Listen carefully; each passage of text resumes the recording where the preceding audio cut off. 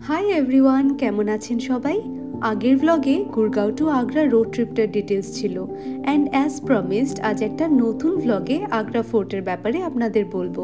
গাড়ি না নিয়ে আসলে আগ্রা ফোর্ট স্টেশন থেকে প্রায় 5.5 কিলোমিটার দূরে, যেখান থেকে ফোর্ট যেতে আপনি অটো বা ই রিক্সা পেয়ে যাবেন।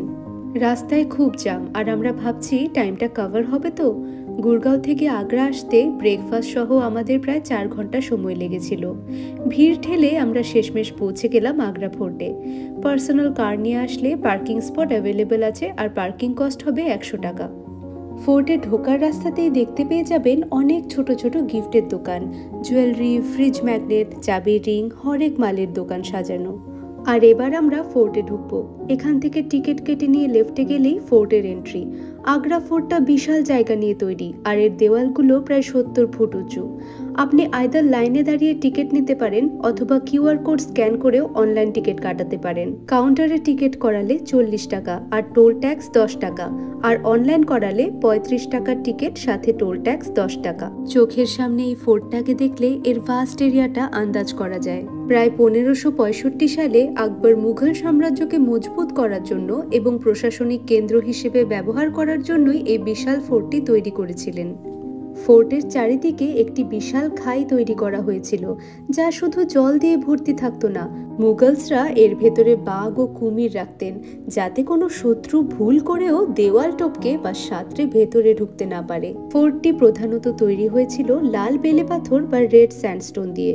ফোর্টের টোটাল 4টে গেট ছিল, কিন্তু এখন এই প্রধান গেটটা জেনারেল পাবলিকের জন্য ব্যবহার করা হয়, যার নাম হলো অমর সিং গেট।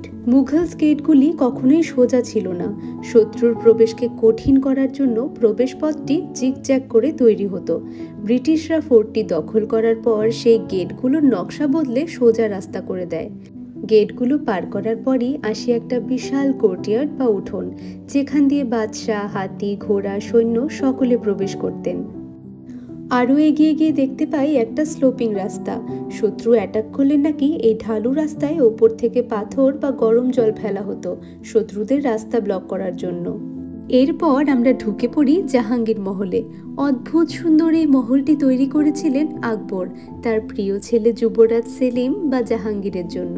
সামনেই রয়েছিল বিশাল পাথরের টুকরো দিয়ে কুণ্ড, যা জাহাঙ্গীর নাকি গরমকালে বাথিং পুলের মতো ব্যবহার করতেন। এই জাহাঙ্গীর মহলকে জানানা বা মহিলাদের থাকার স্থান হিসেবেও ব্যবহার করা হতো। যদিও জাহাঙ্গীর মহলটি মহিলাদের জন্য নির্দিষ্ট ছিল, কিন্তু এর সংলগ্ন অনেক প্রাইভেট রুমস ছিল, যেখানে সম্রাট হিসেবে জাহাঙ্গীর থাকতেন। আকবরের সময় মুঘলস আর রাজপুতদের মধ্যে বন্ধুত্ব ছিল, তাই এই মহলের স্ট্রাকচারে হিন্দু এবং মুঘল দুটো স্টাইলই রয়েছে। পাথরের ব্র্যাকেটগুলোতে দেখা যায় হাতি, ময়ূর বা ঘণ্টা শঙ্খের মতো হিন্দু আর্টের ছাপ। আর একটু গিয়েই আমরা দেখতে পাই আরেকটা কোর্টইয়ার্ড বা উঠোন, যেখানে যমুনা নদী থেকে ঠান্ডা হাওয়া আসতো, আর দরজার জায়গায় ইউজ করা হতো সিজন অনুযায়ী দামি দামি অনেক রকম পর্দা। ভেন্টিলেশনের জন্য বারান্দাগুলিতে প্রচুর পরিমাণে জালির কাজ ছিল, যাতে সূর্যের আলো সরাসরি প্রবেশ করতে না পারে। এখানে বাদশারা হাওয়া খেতে আসতেন, আর এখান থেকেই আমরা দেখতে পাই the magnificent view of Taj Mahal. Jahangir মহলের পর আমরা দেখি শাহজাহানি মহল।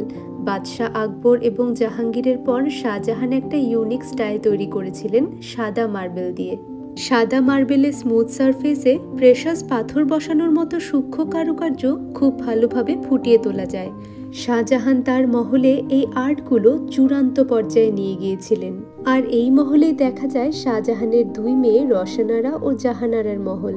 2 মেয়ের মহলের মাঝে বারান্দা থেকেও দেখা যায় তাজমহলের ভিউ। তখন যমুনা নদী ছিল আরও কাছে, আর ফোর্টের চারিদিকে ছিল সৈন্য, বাঘ ও কুমিরদের স্ট্রিক্ট সিকিউরিটি। এরপর আসে মুঘলসদের অ্যাশগাহা বা খাস মহল, যেখানে রয়েছিল শাহজাহান আর মুমতাজের বেডরুম।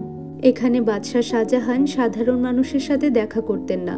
সাধারণ মানুষ আসতো দিওয়ানি আম মহলে।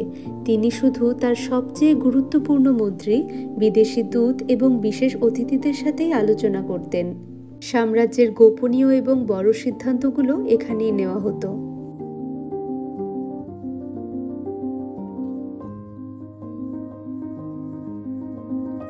তারপর একটা ইন্টারেস্টিং জায়গা দেখলাম, যার নাম জ্যাসমিন টাওয়ার বা মুসাম্মান বুর্জ। অরঙ্গজেবের দ্বারা বন্দী হওয়ার পর সম্রাট শাহজাহান তার জীবনের শেষ 8 বছর এখানে কাটান। শোনা যায় এই বারান্দা থেকে তিনি তার তাজমহলের দিকে ঘন্টার পর ঘন্টা তাকিয়ে থাকতেন। এই মহলের আরেকটি বিশেষ আকর্ষণ শীশ মহল, যা মহিলাদের স্নানঘর বা ড্রেসিং রুম হিসেবে ব্যবহার হতো। ভেতরে হাজার হাজার ছোট ছোট আয়নার টুকরো, মাঝখান থেকে মোমবাতি জ্বালালে সেই আলো হাজার গুণ বেড়ে গিয়ে পুরো মহলটিকে আলোকিত করত। ফোর্টের একটা পার্ট বন্ধ থাকায় আমরা ফোর্ট ঘোরা শেষ করে বেরিয়ে পড়লাম লাঞ্চ করতে। লাঞ্চের পর প্ল্যান অনুযায়ী অটো নিয়ে 4:36-এর মধ্যে তাজমহলের দিকে রওনা হলাম। নেক্সট ব্লগে দেখাবো তাজমহলে কেমন ঘুরলাম। টাটা।